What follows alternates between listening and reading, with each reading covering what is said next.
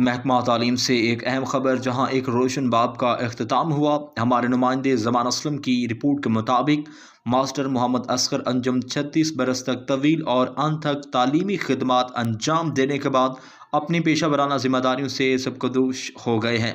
13 فروری 2026 کو اس یادگار موقع پر اسکول میں ان کے اعزاز میں پروقار الوداعی تقریب کا اہتمام کیا گیا۔